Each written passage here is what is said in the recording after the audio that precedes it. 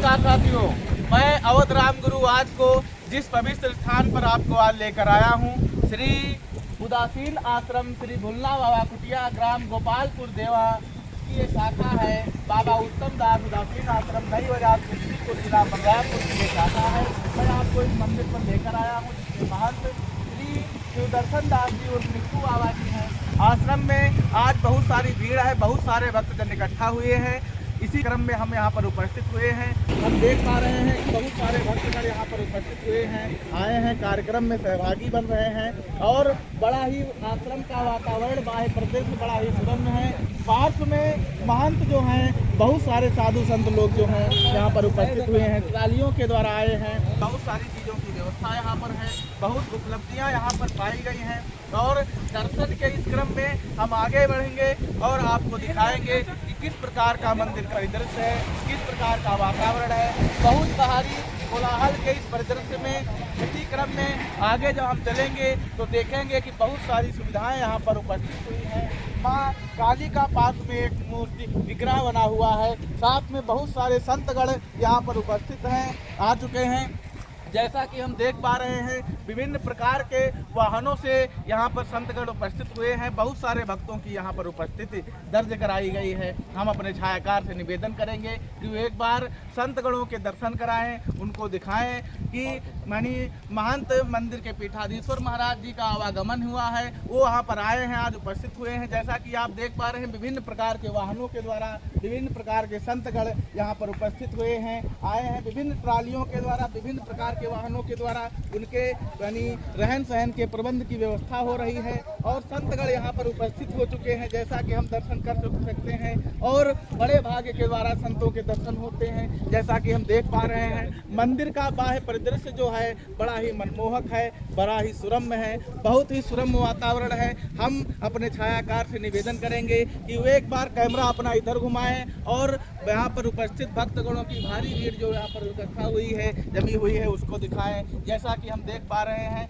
आगे के क्रम में जब हम चलेंगे और आपको मंदिर के अंदर जब हम प्रवेश करेंगे तो दिखाएंगे कि किस प्रकार की सुविधाएं यहाँ पर हैं, कैसा सुरम्य वातावरण है। आपको जिस माहौल के, जिस परिदृश्य के दर्शन का अवलोकन हम करा रहे हैं, बड़ा ही सुरम्य वातावरण है। जैसा कि हम देख पा रहे हैं, पूरी प्रबंध हो रहा है, विभिन्न प्रकार की सुविधाओं का उचित क्रम का प्रबंध यहाँ पर उपस्थित किया जा रहा है। यहाँ पर विभिन्न प्रकार के लोग उपस्थित हो चुके हैं, महान संतगण यहाँ पर आ चुके हैं। जैसा कि हम देख पा रहे हैं, ये श्री उदासीन आश्रम का मुख्य द्वार है।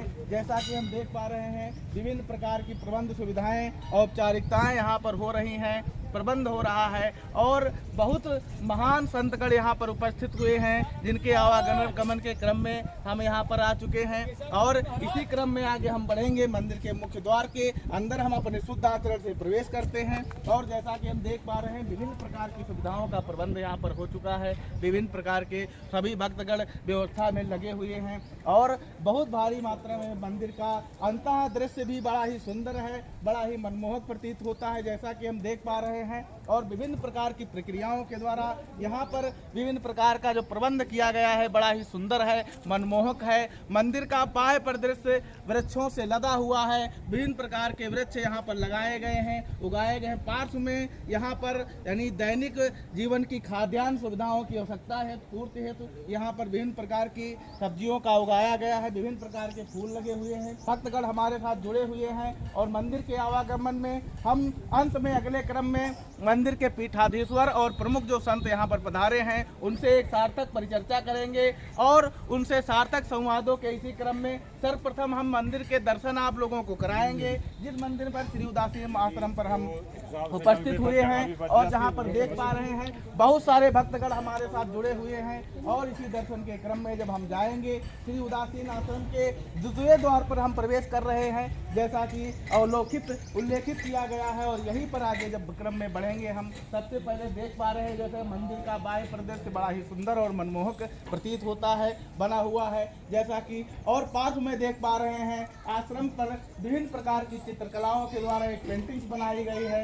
और आश्रम जैसा कि हम देख पा रहे हैं बड़ा ही सुंदर है, बड़ा ही मनमोहक वातावरण है आश्रम का। महंतगढ़ संतगढ़ जो यहाँ पर पधारे हैं, बहुत ही उन्होंने बाराबंकी की पावन धरा को कृतार्थ किया है। और इसी क्रम में जब हम आगे बढ़ेंगे उसके बाद आपको विभिन्न प्रकार के महंतों से आपको परिचर्चा होगी, एक सार्थक संवाद होगा, आशीर्वाद अनुग्रहित करेंगे और उसके बाद अगले क्रम में हम चलेंगे।